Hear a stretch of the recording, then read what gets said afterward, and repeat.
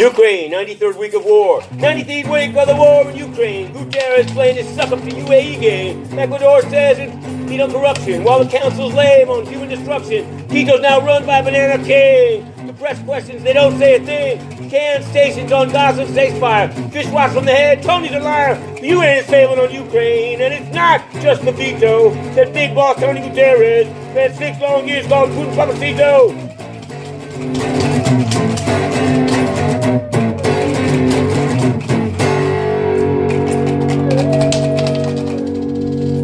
This is Secretary General of the United Nations, Antonio Guterres, today, Monday, 27th, 2023, how he's refused all questions from inner-city press, and he's banned from the building for asking about his finances, but he's returned from a photo op in Antarctica.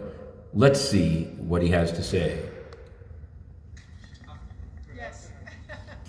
Very friendly reception, very friendly reception. He's going to read a statement, and then we'll see what happens next. That's Stefan Dujarric. Some questions, we've submitted some. He's been asked about the UAE's COP. First question, I can't believe it is true. He can't believe that the UAE would make oil deals. Really? Now you see he can't hear. He can't hear. This is when we were in, before inner-city press was thrown out by him and kept out by Melissa Fleming. We asked about the genocide in Cameroon, and he just couldn't hear. That's what he claimed. You can look that one up. But let's see what he's going to say about this one. Key civil society leaders. Oh, he already met with key civil society leaders. If they're meeting with him, knowing what they do about his censorship, they've got a problem, because he's not civil society, he's a censor. Thank you very much. Thank you. Oh, see you. All the best. Oh, there he goes. Very friendly, very friendly. He looks cold. Wait a second. Now he's going to engage in a little banter with his chosen scribes, but take a look.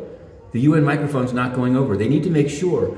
Are they supposed to record what he's saying? Oh, yeah, belatedly, and now he's on the move. He's on the move. You see, this is a hand-picked group that didn't ask him a single question about Biden not going to the COP, about killings in Darfur, about his own finances, corruption and censorship. This is today's United Nations.